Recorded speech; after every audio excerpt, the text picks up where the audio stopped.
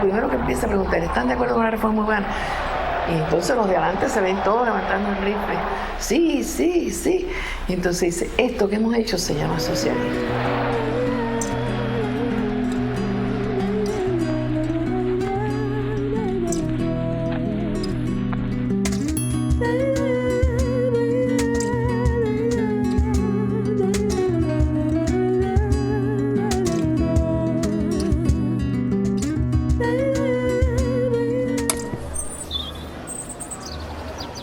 En nuestros países, sobre todo los que fuimos colonia de las potencias europeas, sobre todo aquellos en los cuales la explotación de mano de obra esclavizada fue muy importante para el desarrollo de la economía, pues generalmente las personas negras, las personas que descendemos de africanos, tenemos un estatus social y económico menor, a partir de que hemos tenido que remontar unos orígenes mucho más desventajosos.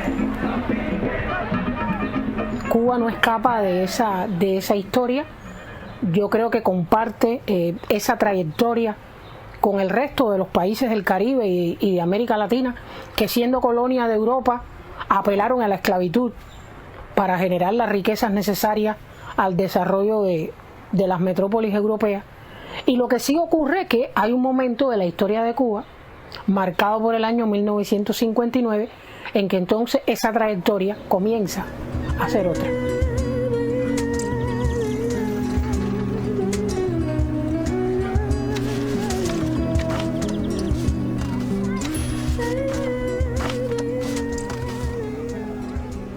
Ya sabemos todos los estereotipos que sobre los africanos y sus descendientes construyeron las metrópolis europeas. El caso de la mujer tenía una carga más, que se consideraba o era considerada no solo el sexo débil, sino además el sexo inferior. Y esos mismos estereotipos los transmitió a su descendencia de padres blancos europeos de criollos. Los antropólogos y los investigadores también de la genética han planteado con más fuerza, o van planteando cada vez con más fuerza, el hecho de que el hombre actual que tenemos, los habitantes del planeta, somos hijos de una madre común, que es una mujer africana que se le ha llamado la Lucy. Es un grupo al que pertenecieron estas mujeres que habitó cerca de la región de Etiopía y que hace 60.000 años salió de África a poblar los restantes continentes. En el proceso de adaptación fue desarrollando variaciones biológicas que le permitieran adaptarse a esas condiciones.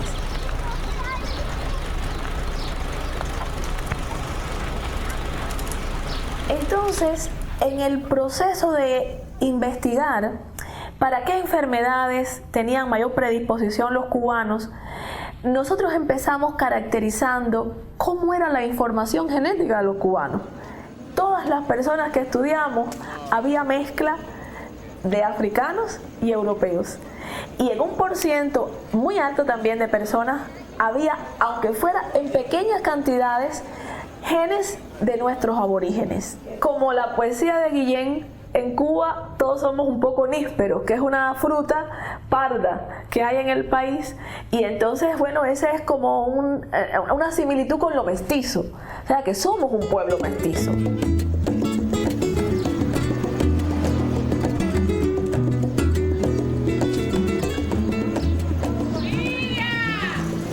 Para nosotros fue sorprendente, pero a la vez nos congratulaba el hecho de que desde la genética también podíamos aportar nuestro granito de arena al estudio de la nación cubana, de quiénes somos, de dónde venimos, como premisas fundamentales para saber incluso a dónde vamos. Realmente es un proyecto que empezamos hace alrededor de casi 2 años, que ya está en una fase bastante avanzada, porque bueno, estamos en la fase de la reconstrucción de la historia familiar, y que nos va a ayudar a persuadirnos a nosotros mismos de que el color de la piel es un accidente. En los primeros 3 siglos de inmigración, Cuba recibió más hombres europeos que mujeres europeas. Hay una parte de la información genética que es el ADN mitocondrial, que es quien nos traslada hacia la primera mujer en nuestro linaje. En el caso de mi familia, la madre, de mi abuela, de mi bisabuela, de mi tatarabuela, 15 generaciones atrás, era una mujer aborigen.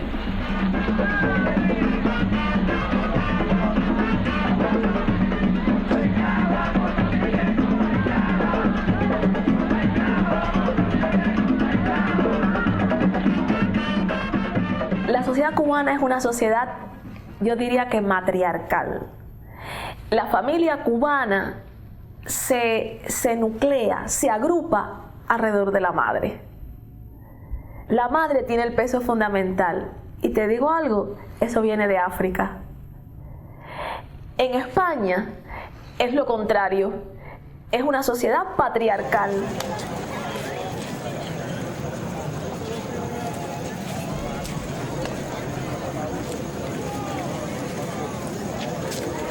Sobre eso nunca se hablaba. Es algo que se ha venido a traer nuevamente. Bueno, pues nosotras estamos sacando en nuestras páginas las mujeres negras intelectuales, las mujeres negras obreras y trabajadoras que se sumaron a todo ese movimiento antidiscriminación racial. Pero, por ejemplo, en 1912 en Cuba se produjo lo que se llamó la lucha de los independientes de color. Acabamos de publicar las publicaciones que ellas hacían, y todo eso es para ir develando, ¿verdad?, cuál ha sido el papel de las mujeres en la construcción de la nación cubana, de su cultura, pero las mujeres vistas en su diversidad. Una canción de amor está pariendo mi alma, parece que le duele por las madrugadas, hace falta un antídoto para salvarla, un tiempo prudencial en que puedo olvidar. Yo creo que para la sociedad cubana, eso de que la gente se reconoce, yo soy negro, en mi opinión, es también un avance. En el sentido de que la gente también tiene que sentirse orgulloso de lo que es, aunque por supuesto que tiene que haber, como decía Martí decía que las personas no son ni blancas ni negras, que es humanidad lo que estamos buscando, ¿no? Pero eso va a ser un proceso.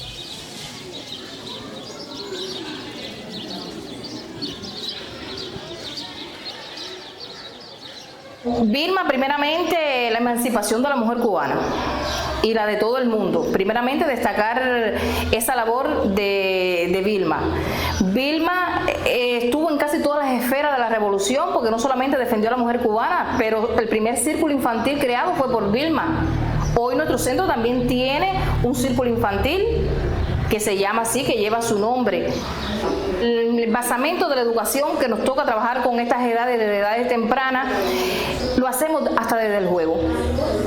Desde el juego, cuando no se le prohíba a un niño jugar con una niña, desde el juego, cuando no se le prohíba a un niño jugar con una muñeca, cuando hay un niño que es mestizo, un niño que es negro y un niño que es blanco, porque aunque estemos en nuestra sociedad puede existir, pero está la labor del maestro para decirle todos somos iguales, recordar a esa persona como Vilma, como Fidel, como Celia, que trabajaron para que esa igualdad de raza pudiera estar a la par de todo el mundo. No es que eso esté normado en un programa de estudio, sino en la formación de valores que le damos nosotros a nuestros niños desde que entramos a la escuela.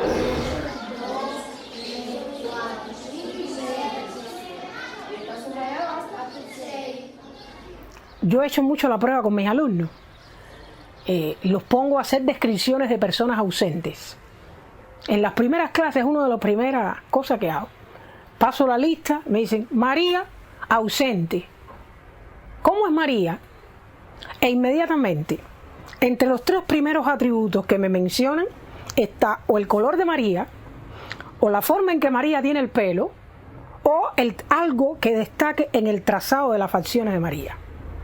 Y después que eso sucede, le digo, ustedes tienen una mirada racializada. Nosotros sí.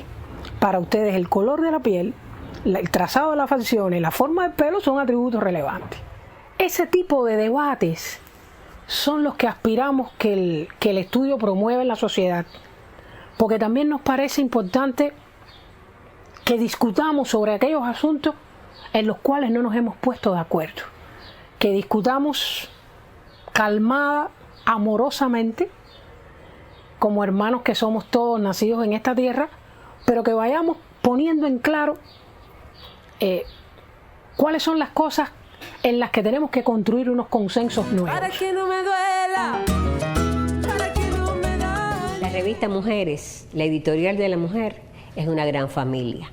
Y dentro de esa gran familia siempre es una capitana de la cual se habla en presente. Porque te pongo un ejemplo en mi barriada. Cuando sale Isabelita, que todavía sale en la televisión como hace 2 días, enseguida alguien llama a mi casa de mis vecinas. Oye, tu directora está en la televisión.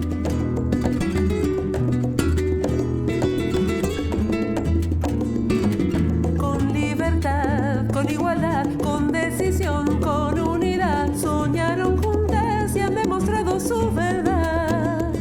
A mí me encantaba y me gustaba mucho el periodismo, por una parte porque yo soy una ratona de biblioteca, o sea, leo mucho, me gusta leer, tengo una discapacidad física que durante mucho tiempo, sobre todo en mi niñez, me tenía de hospital en hospital y de operación en operación, entonces leía mucho y eso me permitía vivir 7 mundos más allá de la cama de un hospital, ¿no? Así que lo mismo estaba con Julio Verne en un submarino que estaba con Sofía, la protagonista del Siglo de las Luces de Alejo Carpentier, ¿no? O sea, que me permitía vivir muchos mundos a la vez y escapar de un cuerpo, ¿no?, que tenía muchas limitaciones, pero también porque el periodismo me parecía un espacio para develar, para abrir misterios, me parecía muy atractivo. Yo pienso que aquí ella tuvo un crecimiento como persona, ¿no? Aquí también tuvo un crecimiento profesional.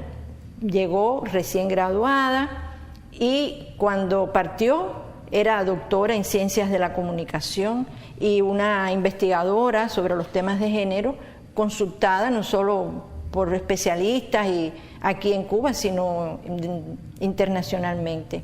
O sea que ella aquí tuvo un crecimiento personal, profesional, espiritual, y yo pienso que esa es una parte del legado que ella nos dejó.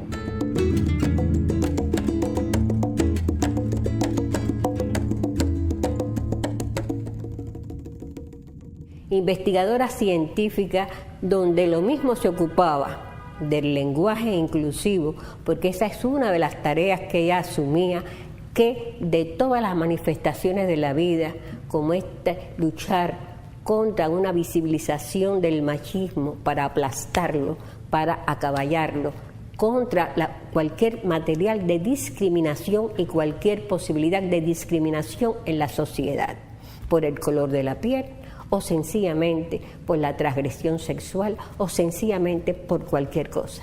Ella estaba siempre en primera fila, estaba siempre en la batalla de cuanta cosa no fuera sugerente, de cuanta cosa no trajera la felicidad para las personas.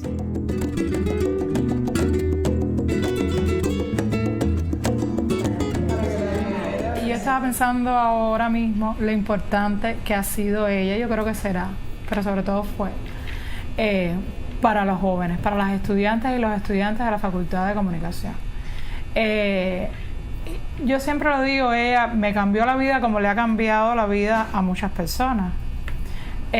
Porque incluso cuando fue mi maestra, y me encanta esa palabra, no profesora, maestra, porque enseñaba de todo, hablar con ella era una enseñanza constante realmente. No nos dio clases de comunicación y género, como luego impartió todo un programa que ella luchó estuviera en la facultad.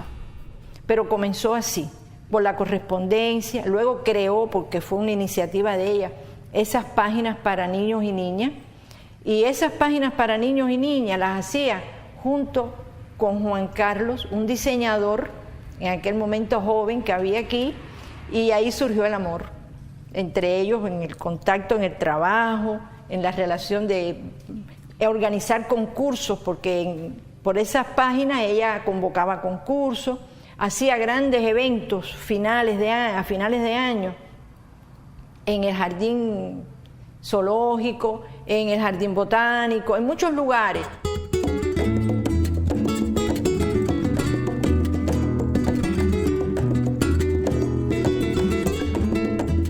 Una persona que no tenía complejos. Desde niña sufrió, pero ella siempre estuvo a la vanguardia. Cuando ella llega a la editorial, no quería ser diferente, ni nunca permitió ser diferente.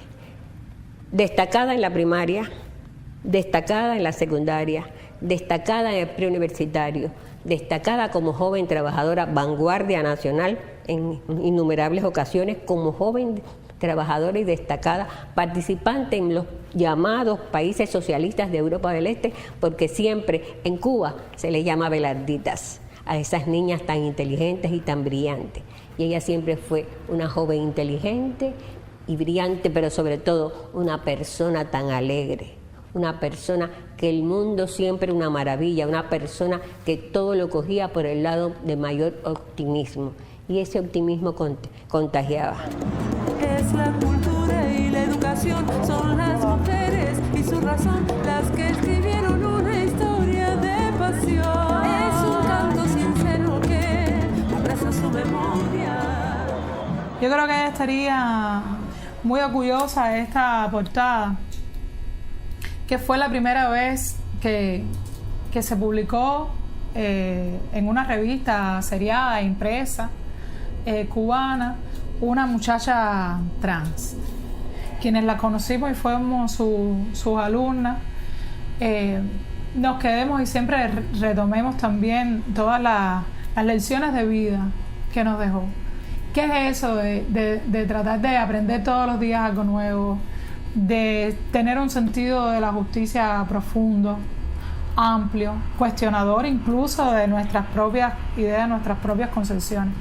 Y algo que ella también, yo creo que legó, es tener una vida, y que es un sentido muy feminista, creo yo, tener una vida a la medida de una misma, ¿no? Entonces construir esa vida a tu medida, en este caso acompañado de perseverancia, de voluntad, de mucha fe, de mucha solidaridad, de mucha amistad también, yo pienso, y de mucha fuerza. Yo creo que todo eso ha ido generando este movimiento de mujeres fuertes que va creciendo, y que lo que tenemos que lograr es articularnos más, porque se demuestra que, como decían los viejos marxistas y comunistas, proletarios de todos los países unidos, hoy tenemos que decir mujeres de todos los países unidos contra el patriarcado, contra el capitalismo, contra el neoliberalismo, ¿no? ¡Abajo el patriarcado! ¡Se va a caer! ¡Se va a caer! ¡Abajo el patriarcado! ¡Se va a caer! ¡Se va a caer! ¡Arriba el feminismo que va a vencer! ¡Que va a vencer! Sí, un mundo mejor es posible, pero no es posible sin la presencia, sin el saber, sin la resiliencia de las mujeres, de todas las mujeres, en toda su diversidad, porque también tenemos que aprender eso, que no hay una mujer, que las mujeres son muchas, diversas, plurales, y que en eso está nuestra riqueza, ¿no?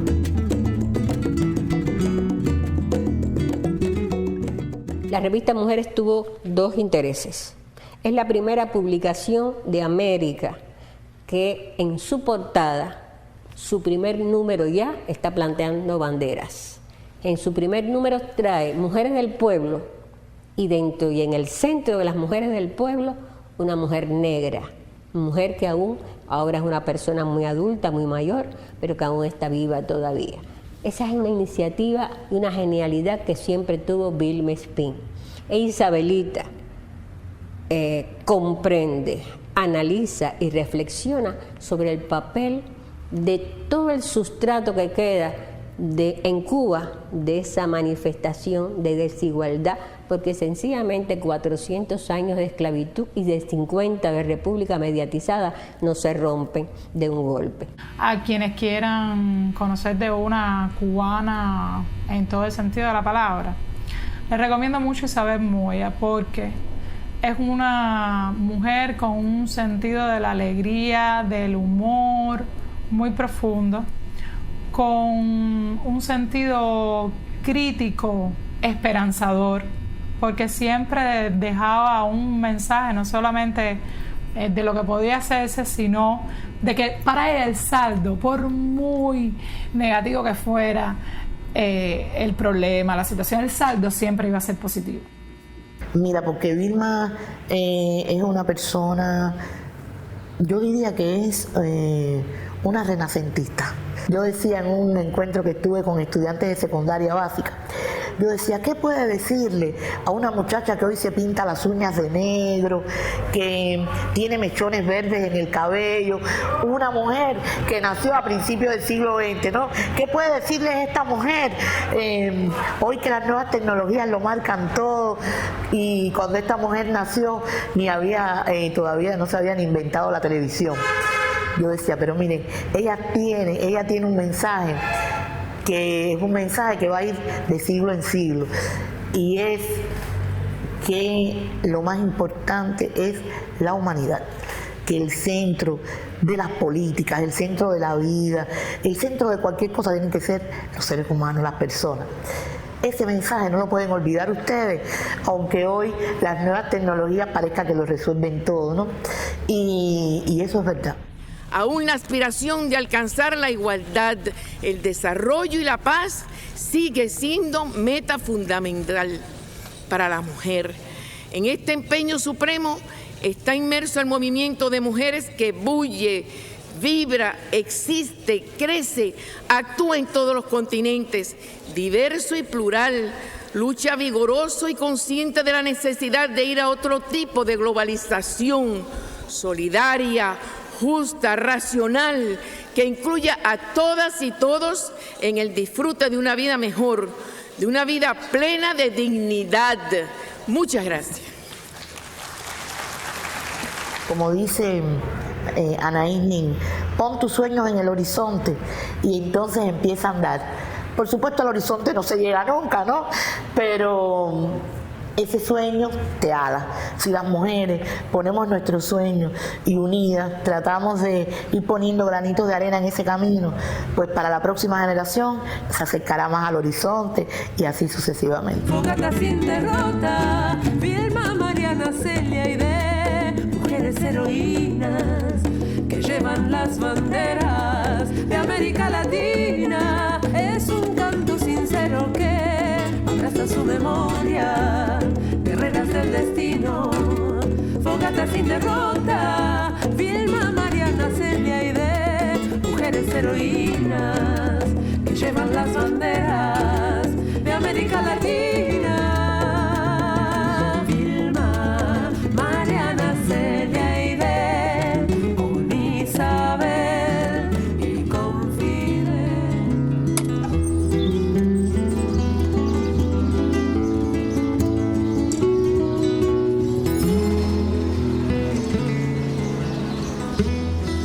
Las cubanas de hoy somos las herederas de toda esa tradición de combate, de lucha, que está escrito, que a veces tenemos la insatisfacción que en nuestros libros de historia se recoge el papel de las mujeres. Ellas también pelearon, ellas hicieron gestas heroicas, mujeres embarazadas, que a veces ni sus nombres conocemos, como las clandestinas que hemos estado viendo en los últimos tiempos, muchas mujeres anónimas que incluso embarazadas fueron a un cuartel, explicaron allí cualquier pretexto para poder seguir hasta llevar una información que era vital para que el ejército rebelde pudiera avanzar en todos los programas que se han hecho.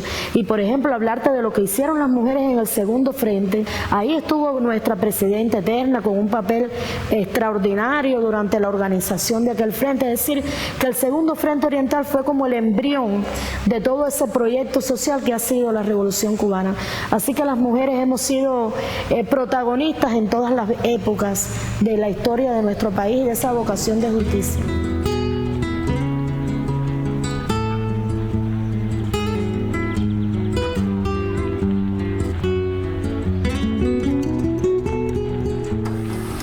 Precisamente tareas de apoyo en la búsqueda de casas, en la preparación de botiquines para las acciones que se desarrollarían el 30, en apoyo al desembarco del Granma. Y además de eso, esa preparación también implicó el entrenamiento de las compañeras en primeros auxilios, la búsqueda de medicina, organización con los médicos y enfermeras para el entrenamiento de las compañeras y también para el papel que ellos jugarían situados en estos botiquines para curar o para atender a los posibles heridos que pudieran ocurrir en aquellas acciones.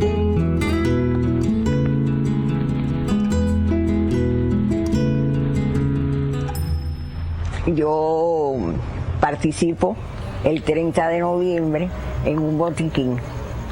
A partir de ahí, aunque en el lugar que yo estaba no pasó nada, ya, bueno, sigo en la lucha, muy ligada a Vilma. Como aquí había todo aquel movimiento revolucionario, donde el pueblo completo estaba trabajando a favor de la revolución, entonces uno fue dándose cuenta y sintiendo el dolor de las familias, porque la dictadura masacraba a los jóvenes, daba pena toda la semana, todos los días aparecían jóvenes muertos. Entonces, en aquellas circunstancias lo comencé a ayudarlo a través de compra de bonos del movimiento 26 de julio. Y después, cuando ya pude llegar a otra escuela, aquí en el Realengo 18, que pertenecía a Guantánamo, pero bueno, estaba más cerca de Santiago que de Guantánamo. Entonces fue que me incorporé, porque mi escuela fue decretada cerrada. Ahí entonces me dediqué por entero a la lucha clandestina.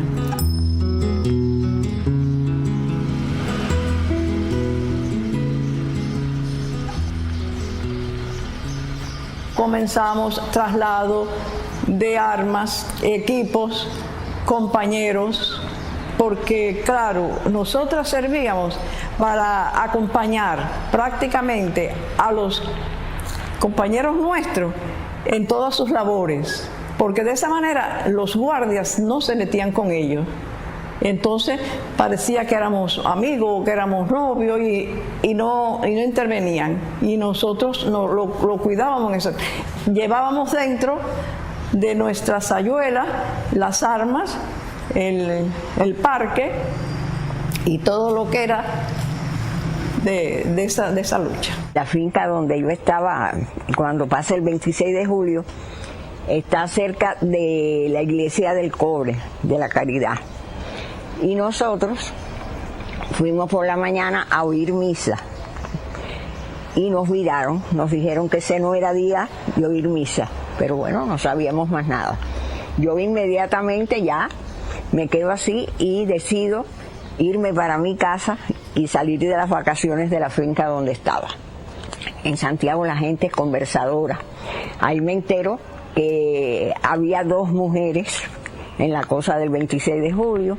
Me incorporo a la cosa de la lucha y posteriormente ya me hacen responsable de toda la cosa de hacer los uniformes, buscar las costureras, comprar las telas. Es decir, que me importaran las telas, porque ese verde olivo no se usaba. Sí.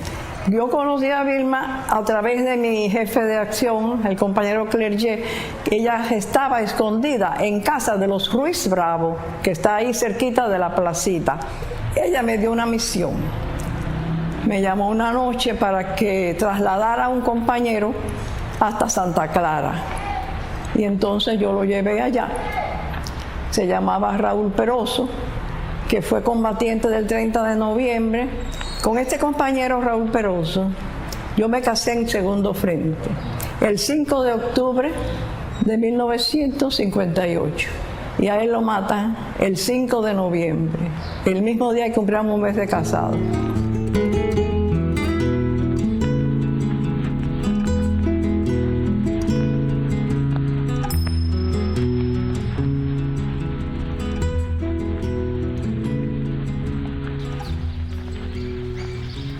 Me parece que un tiempecito después me cogen presa en una cosa que yo hacía, porque uno se va envalentonando. Yo iba en una máquina, en un auto que tenía un escondrijo. Nos paran. Bueno, y entonces, bueno, al principio ahí vieron, qué sé yo, pero uno se mete en el carro, y cuando se mete en el carro figúrate lo que vio, de uniformes verde olivo ahí, y se asusta, y todos los demás vienen a ver qué pasaba. Nos llevan para el cuartel Moncada. Terrible aquello. Lo único que había es el piso y la reja. Aquello lleno de excrementos, de orines, de todo. Que llegó un momento que ya nos tirábamos ahí, que ya te puedes imaginar cómo se nos fueron poniendo los pelos entre el orín y qué sé yo. Uno que era muy malo, un custodio que era de 24 horas. Ese nos traía una comida con gusano, que yo no me la comía. Uno de los custodios esos que conversaba y ay, muchachitas, porque se metieron en esto, qué sé yo, me traía uva, manzana, pera. Te tengo que decir que yo siempre pensaba que su conducta era así porque quería o interrogarme, como los otros no me habían podido sacar nada. Y cuando estuve ahí que me preguntaban que quién era el jefe, yo no le decía nada. Al triunfo de la revolución me enteré que era un oficial del ejército castigado porque no quiso pelear en la parte del Estambray, porque esto es la parte final ya de... Bueno, la cosa es que por eso no nos morimos.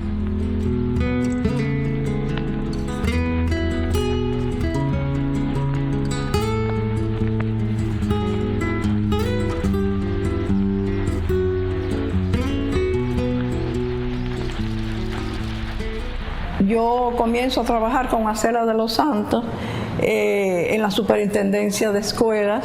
Luego, a través de Esther María de la Torre, que estaba dirigiendo el departamento de asistencia a las víctimas de la guerra, yo me incorporo a trabajar con ella, me nombran subdelegada del Departamento de Asistencia a las Víctimas de la Guerra, que fue un departamento muy humano, porque decía Lehmann, ante el dolor la patria no distingue. O sea, atendíamos a las viudas, a las madres y a los hijos de todo el que cayó en la guerra, ya fuesen de la dictadura o fuesen nuestros combatientes. Fidel había dicho que los hijos no debían la culpa de sus padres.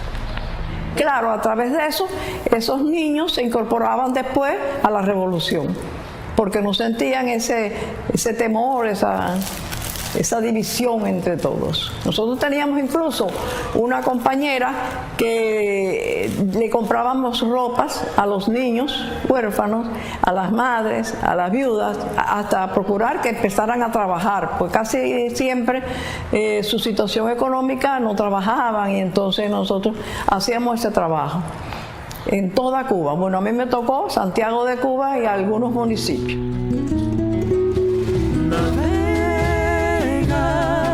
En mis sueños, luces negras, negras.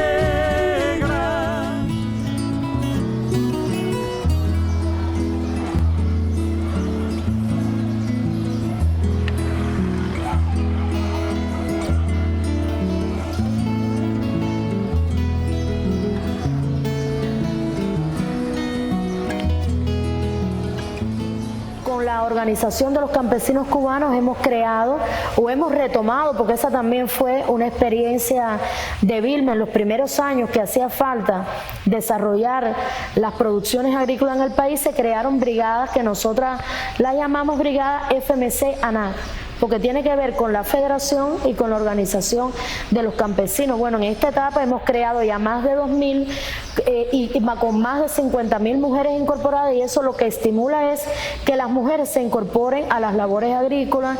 Se aprobó, por ejemplo, un decreto ley 300 que ampliaba la entrega de tierras en usufructo. Ahí tenemos más de 17.000 mujeres ya incorporadas, y también las capacitamos para que sean eficientes y para que conozcan también cómo lograr en una proporción determinada de terreno una mayor eficiencia en sus productos, porque hay que decir que también tenemos derecho a la tierra, que tenemos derecho a préstamos bancarios, que tenemos derecho a crédito y por tanto tenemos derecho también a la toma de decisión. Jugamos un papel determinante en eso.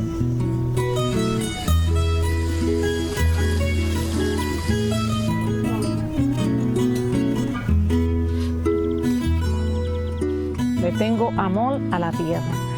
No esto solo, sino como ustedes podrán ver que tengo coco, tengo aguacate, tengo bastante fruto.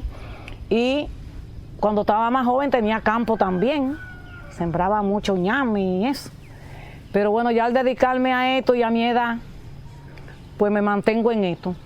Aquí, vaya, mejorando mi vida, ¿no? Y esos son estímulos que me da el Hospital Militar, de una donación de 15,000 pesos que le hice al Hospital Militar, a la Frontera. Aquella que está en la foto es mi hija, mi nieto. Todo esto es sacrificio mío.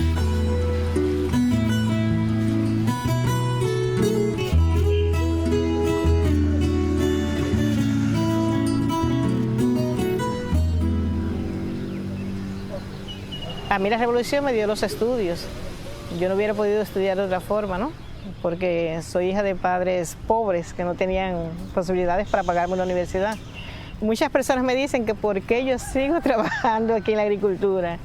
Y yo lo hago porque lo disfruto. Yo disfruto. Mi esposo decía que él no podía vivir sin pacientes y sin clases. Yo digo que yo necesito la agricultura. Me encanta, me fascina la agricultura.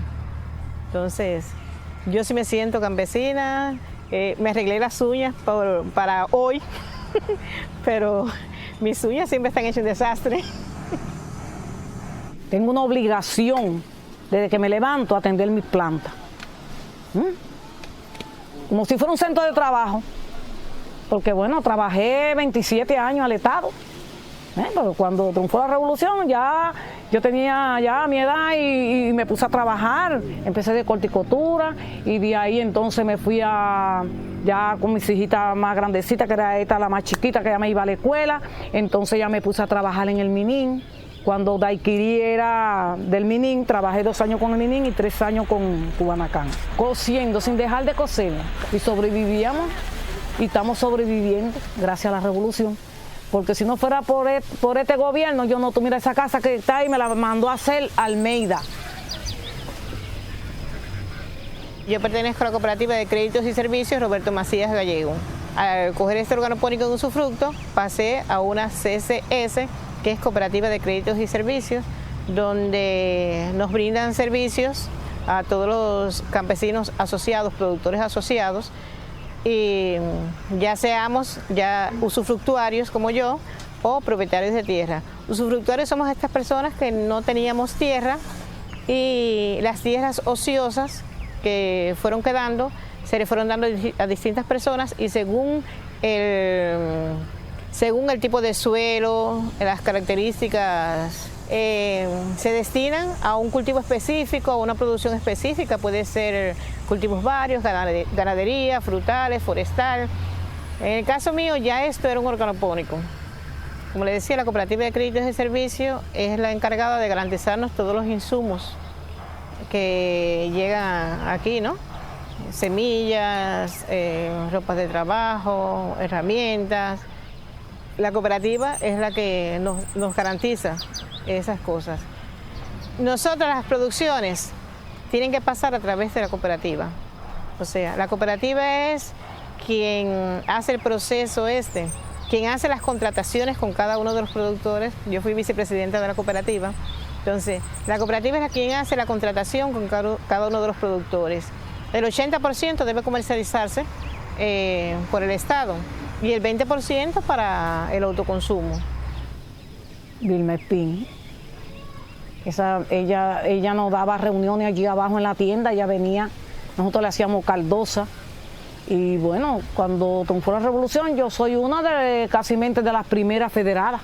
Hay que darse cuenta de los 5 años, esto lo difícil que ha sido para la mujer que ha perdido el centro de trabajo, pero que se mantiene laborando en tareas de la federación, en tareas voluntarias, o que se incorpora, como muchas de ustedes, como las que aquí están, en estos contingentes que en este año tan fundamental para la recuperación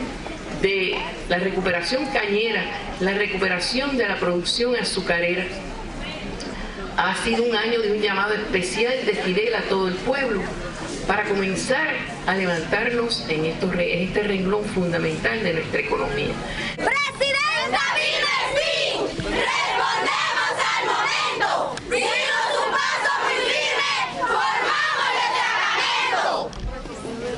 entonces aprendieron de verdad. Así que ahora pueden dar más todavía. Claro, se puede. Las mujeres trabajamos para salvar la revolución y las conquistas del socialismo. Les saludamos y les decimos que las mujeres del destacamento Mariana Grajales estamos dispuestas a dar todos nuestros esfuerzos para mantener el destacamento en alto. ¡Socialismo! ¡O muerte! ¡Viva muerte! ¡Venceremos! ¡Viva Vilma Espín! ¡Viva! ¡Viva las Marianas! ¡Viva! ¡Viva Fidel! ¡Viva!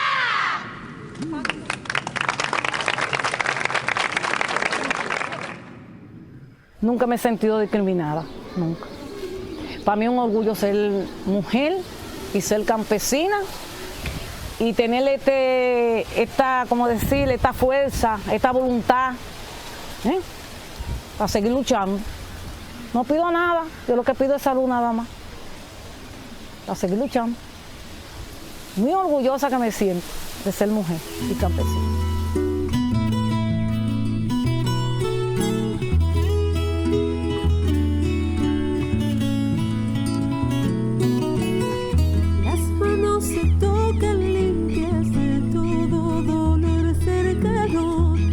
Buscan recuerdos y amores y tesoros milenarios, manos de madre para siempre.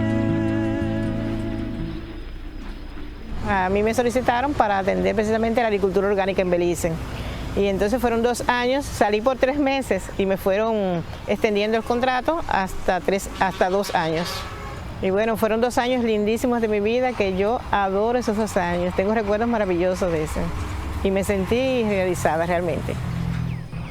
En el caso de Cuba existe el internacionalismo, ¿no? Y la solidaridad con otros pueblos. Y Cuba tiene mucho que aportar en la rama de lo que es el conocimiento. Porque existen tantas universidades, tantos profesionales, hay muchas capacidades que se pueden brindar a otros lugares que no tengan esa posibilidad. Incluso hay lugares que sí tienen posibilidades, pero el conocimiento nunca es completo. Todos los días aprendemos algo, ¿no? Y hace falta el intercambio de conocimientos. Eso para mí ha sido muy bueno. Yo estuve en Belice, como les decía, enseñé algo y aprendí muchísimo. Es un intercambio solidario, bonito, y nosotros, no sé, pero creo que el valor más grande que tenemos es eso, el de la persona, de brindar a la persona la solidaridad esa. De madre para siempre. Pero el coraje y la fuerza, el homenaje y el día, el mañana que amanece y el futuro que respiras te dará a cada instante. Sabemos que hay muchos intelectuales, ya los intelectuales no que se dedican a la cosa científica sino del arte, que dicen que son escritores y no políticos. Pero en el mundo de hoy es difícil ser apolítico, porque siendo apolítico ya se está tomando una posición política. Desde montañas y valles, desde este sol que te espera, formemos una bandera. La globalización neoliberal también trae en primer lugar aparejado una cultura que acompaña a diríamos una contracultura, porque en lugar de promover valores, principios que busquen esa comunidad, esa convivencia entre los seres humanos, buscan esa apatía, ese individualismo, la búsqueda constante por las cosas materiales y no por las ideas, por lo espiritual. Y yo creo que Fidel, de alguna manera, al ser un gran martiano, recogió dentro de su pensamiento y su acción esa frase de Martí de que trincheras de ideas valen más que trincheras de piedra. e incluso de que el ser es más importante que el tener.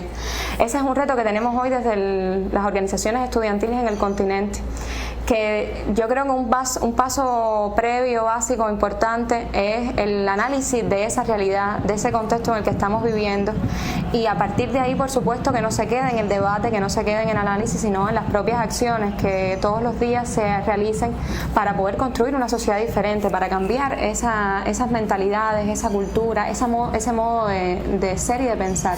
La opresión por razones de género dentro de todo el proceso de liberación de la dominación, que está marcada también, como sabemos, por la clase, por el color de la piel, etcétera, ¿no? Pero ya sabemos que el capitalismo patriarcal está construido desde la exclusión, pero no desde la exclusión de manera general, sino que todo lo que no te lleve a la norma que ellos ponen como patrón de éxito, que es ser hombre, blanco y rico, todo lo demás es inferior, no tiene valor, etcétera. Entonces, por eso es tan importante verlo como una manera particular de opresión, y que hay que entonces desarrollar políticas, programas específicos. Tenemos, yo creo que la responsabilidad social de, desde la educación integral de la sexualidad, a aportar conocimientos de la historia, de cómo se fue construyendo, configurando en la cultura todo lo que íbamos interpretando, lo que los seres humanos iban interpretando de su propia realidad, y después cómo fueron sucediendo conceptos para nombrarlas y usarlas, y cómo esto en la actualidad se empieza a visibilizar ya desde algún tiempo en el campo de los derechos de las personas, porque se identifican como el daño que se le ha hecho a muchas formas de interpretar la realidad humana vinculada a la sexualidad, como es en el caso, por ejemplo, de la condición social de la mujer, cómo se fue ubicando la condición social de la mujer, excluyendo, dominando, maltratando, cómo se fue determinando los arquetipos de hombre y de mujer, y la relación de poder que se fue estableciendo y se ha ido estableciendo entre ellos. En fin, que tenemos que, a través de la educación de la sexualidad, volver a poner sobre la mesa todas las cartas para que repensemos críticamente y sobre todo con enfoque de derecho, y de clarificar cuáles son las necesidades de las personas y cómo la sociedad las debe atender. Uno se queda muy aterrada cuando nota que en fecha tan reciente todavía hay personas tan persuadidas de que a determinada fisonomía le corresponden unas determinadas cualidades. Yo creo que en el orden cultural esa batalla hay que librarla. ¿Qué pasa? Que en nuestras condiciones hemos llegado muy lejos en esa batalla cultural, pero nos queda un tramo que tiene mucho que ver con los lastres culturales del colonialismo y con los lastres psicológicos del colonialismo. Hay personas que tienen actitudes inferiorizantes con relación a otras y que no han tenido el tiempo, la inteligencia, la actitud de hacer una revisión de sus convicciones, o de hacer una revisión de la manera en que se representa a otros compatriotas. Pasa también con las relaciones de pareja. Hay familias donde la gente tiene una plena integración a la revolución, donde hay varios internacionalistas que han combatido en África, que han puesto su vida en riesgo por los hermanos pueblos de África, y sin embargo no aceptan entonces que alguno de los jóvenes de la familia tenga una novia o un novio negro. ¿Cómo te explicas eso, Curo? Bueno, ahí hay una contradicción. Yo pienso que las principales batallas hay que darlas en el orden educativo, y hay que empezar desde muy temprano. Mira, de manera general, no solo muchos jóvenes, sino también muchas jóvenes siguen a veces visualizando a la mujer, por ejemplo, encargada como única responsable de la crianza o atención de las niñas o los niños en el hogar, o incluso de las propias tareas domésticas. o desde el punto de vista del idioma, que también tiene su rasgo sexista, machista a veces, cuando hay jóvenes que dicen que van a sacar a pasear a sus novias como si las muchachas fuéramos una mascota, un objeto o algo así, o incluso dentro de las nuevas aperturas del modelo económico y social en Cuba, con otros modelos de gestión en algunos centros laborales donde, por ejemplo, existen quizás sesgos discriminatorios en la propia contratación a determinado personal en esos lugares, no solo desde el punto de vista de género, sino a veces incluso desde el punto de vista físico, por determinadas características o estereotipos creados de un patrón determinado de belleza que debe estar en ese lugar, o a veces incluso dentro de la propia vestimenta que se exige para trabajar en determinados lugares, muchas veces relacionados con los servicios. Así que por eso todavía digo que quedan algunas cuestiones que seguir resolviendo desde el punto de vista de la ideología, de la cultura, dentro de la sociedad, y que no por eso podemos decir que está erradicado totalmente. Hay que seguir trabajando en función de esos cambios, de esos patrones culturales. En el espacio del videoclip todavía hay una asignatura pendiente y ahí es donde estamos trabajando más. Desde la revista, por ejemplo, hemos publicado varios trabajos denunciando ese problema que está pasando en el videoclip. Fíjate, porque además hay un videoclip que no se proyecta en la televisión porque es una televisión pública que respeta determinados patrones, pero son videoclips que circulan entre los jóvenes en un mercado alternativo y que para nosotros es muy preocupante, para nosotras es muy preocupante. ¿Por qué es preocupante? Porque reduce a las mujeres a un símbolo sexual, porque se ponen en YouTube y pueden confundir a determinadas personas fuera de Cuba que piensen que Cuba es un lugar de turismo sexual. Porque los medios conforman hoy el mundo. Yo digo, el mundo muchas veces que uno conoce no es la realidad misma, sino es la realidad construida. Y también he hecho canciones de amor a La Habana, por ejemplo, musicalicé el poema de Tony Guerrero, Canto de Amor a La Habana, Una Razón.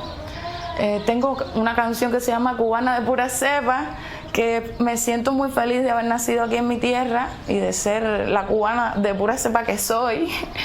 Y también es una canción que le pide a una niña que va por el camino y tropieza, como todos, que no pierda la fe, que siga luchando, que lleve más allá su vida, que luche por su sueño, ¿no? Y eso es más bien como un consejo a las jóvenes que están ahora naciendo, porque en un momento a mí también me pasó. Tropiezas, te caes, pero te levantas. Y entonces es por eso que pienso que es importante también hacer canciones con otra temática, que respondan a los intereses de todos, porque todos las necesitan. Al final, cuando escuchan una canción así, se sienten identificados, ¿no?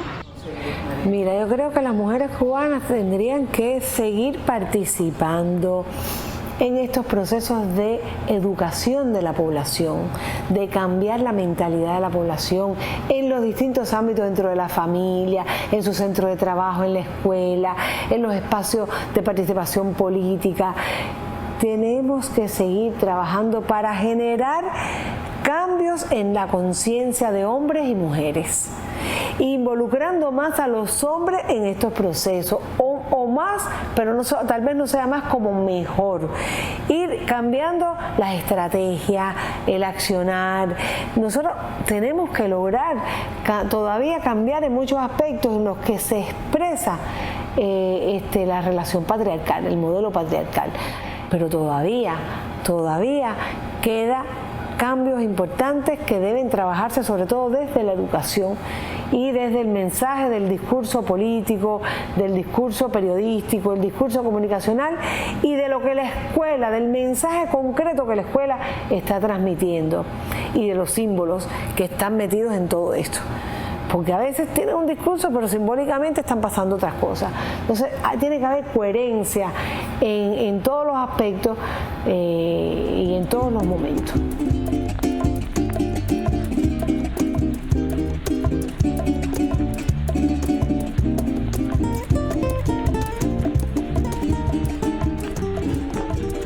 Yo con Aide Santamaría.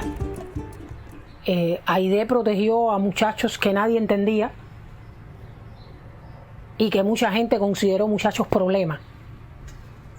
la vida le dio a razón. Después muchos de estos muchachos fueron voceros, grandes voceros y grandes símbolos de la revolución. Una revolución, cada minuto actúa, cada minuto decide, cada minuto tiene más amigos y más enemigos. Los amigos son más firmes y los enemigos también. Y si no fuera así, no hubiera una revolución en la tierra de Martí, del Che, de Fidel.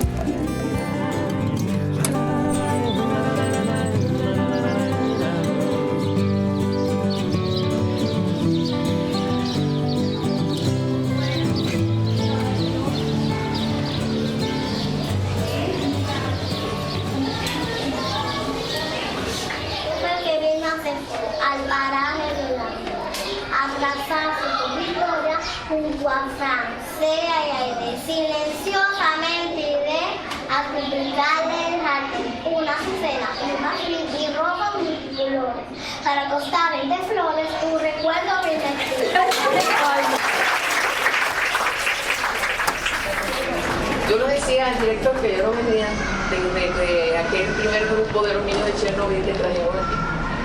Y la verdad que cuando iba entrando venía pensando en aquellos niños que varios de ellos murieron porque venían muy graves. Y que hicimos unos 15 años aquí. Con una muchachita que tenía 15, que cumplió 15 años ese día, entonces le hicimos una fiesta. Le traemos hasta el traje, cake, de todo. Entonces, claro, ustedes tienen una labor siempre, como médico, como enfermera, como personal de salud. Es una labor maravillosa, imprescindible. Y mientras más se puede hacer, pues mejor todavía se aprecia lo que significa. Pero darlo con todo ese amor, buscar para que sea mejor la asistencia a los niños y los que más graves están, que tienen mayores problemas, pues poderlos atender con ese cuidado que se requiere para esa vida que puede ser corta. Pues significa muchísimo. Aquí hay niños que bueno, saldrán dentro de un rato, mañana, y otros que tendrán que quedarse más tiempo. Pero lo importante es todo el trabajo que se haga por usted, todo el valor del cariño que se le dé, de la seguridad que ellos sientan, de que sientan que se les quiere, no solo en el hospital, no solo en su casa, sino que se les quiere por todas partes. Y que aquí, que en nuestra sociedad, eso es así. Lo mismo en la escuela, que en el hospital, que el maestro, la atención que se da a cada uno como a su propio hijo.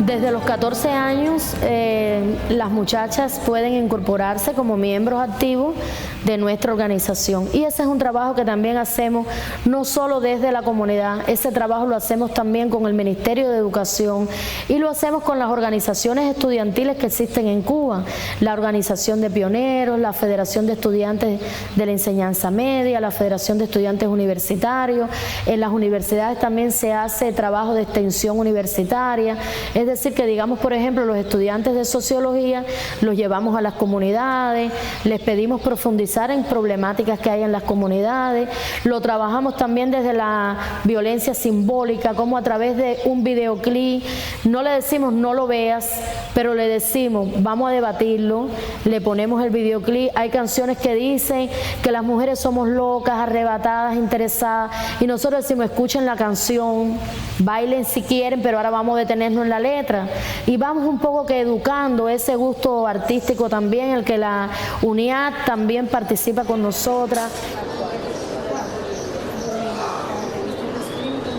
Justamente uno de los programas fundamentales que tenemos en la psiquiatría infanto-juvenil es el trabajo con los adolescentes, que es una etapa que tiene muchos riesgos porque ya han dejado de ser niños, ya socialmente tienen más responsabilidades, además las características propias de la edad, que ellos asumen que tienen ya muchas, que son muy expertos, que tienen este conflicto ya de independencia, de independizarse de los padres, entonces que los hacen ver como que ya tienen que tomar sus propias decisiones, no necesitan de la orientación de los padres. Y entonces ahí a veces acontecen una serie de problemas que para eso están los psicólogos, psiquiatras infantos juveniles, primero en esta actividad de promoción a nivel de todas las áreas de salud, pues trabajar en aras de que cada vez haya más oportunidades de actividad con los jóvenes para que cursen su adolescencia en las escuelas, en sus casas, de una manera más sana y se estructure mejor la personalidad que en ese momento está todavía para estructurarse, ¿no?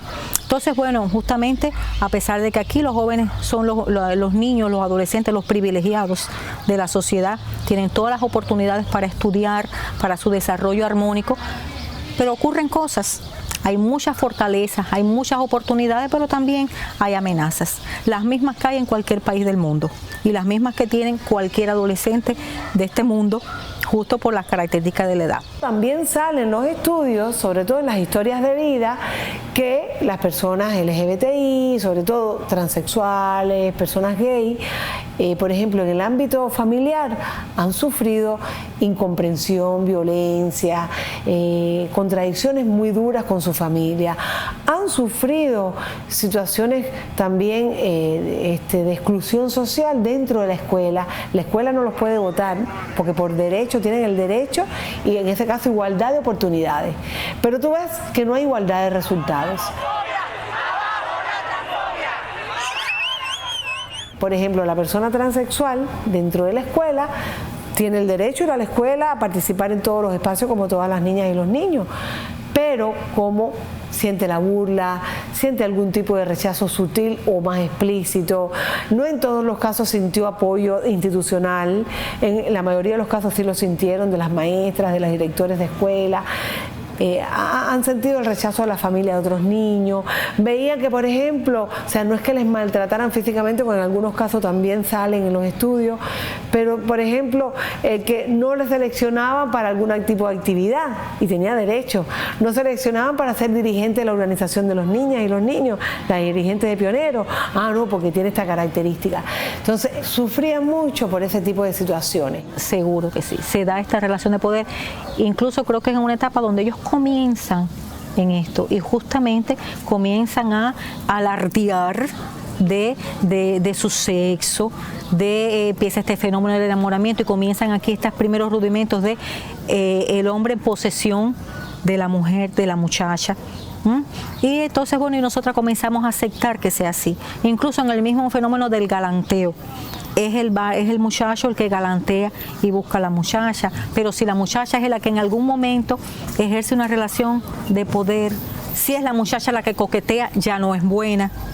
Entonces aquí se ve, y se ve muy claro también en esta etapa de la adolescencia, y es también lo que lleva a algunos problemas, porque esto mismo a veces de que un varón asedie a una muchacha o de que la maltrate físicamente o de palabra, que pasa es justamente por esta relación de poder que ya intentan desde esta etapa, cuando comienzan ya a utilizar su sexualidad en sus relaciones sociales. No podemos quedarnos en criticar. Tenemos que ir más allá de criticar y proponer cómo hacer, proponer buenas prácticas, proponer alternativas. Nosotros ahora mismo y vamos a presentar a final de año 4 cómics, aquí le decimos muñequitos, con temas para adolescentes que tienen que ver con la igualdad. Uno es las muchachas y la negociación del condón. Otro es compartir las labores en el hogar. Otro es sobre los celos como una expresión de violencia de género, porque en esas edades el noviazgo, las relaciones de pareja son muy importantes, pero también es importante que desde que tú empiezas como mujer una relación de pareja, sepas que los celos no es que te quieren, ni que, ay, no puedo vivir sin ti, no, es controlarte y es violencia de género. Que te digan, no te pongas esa ropa, no bailes con este amigo mío. Y la cuarta es sobre el embarazo en la adolescencia.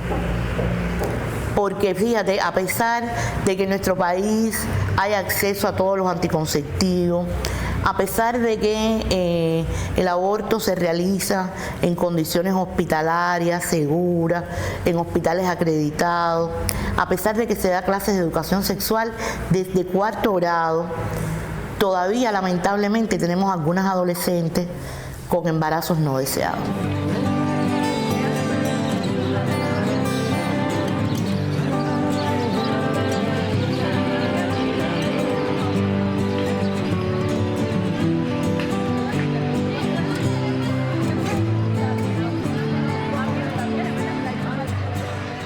Yo creo que hay que hacer una propaganda política que vaya más también a tocar el sentimiento de la gente, porque hoy pasa que muchas de estas cosas están naturalizadas. Mi hija tiene 19 años y está estudiando farmacia en la universidad. Para ella eso es normal. No hay una conciencia de que este es el resultado de la lucha de mujeres desde el siglo XIX que hablábamos, ¿verdad?, de Gertrudis Gómez de Avellaneda. Eso hay que decírselos también. ¿Tú sabes por qué? No solo para que sepan que están habitadas por muchas de estas mujeres guerreras, sino porque ellas tienen que tener sus propias luchas. Hemos llegado hasta aquí, pero todavía nos falta cosas por alcanzar. Ellas tienen que estar conscientes de cuál es la lucha que les toca a ellas.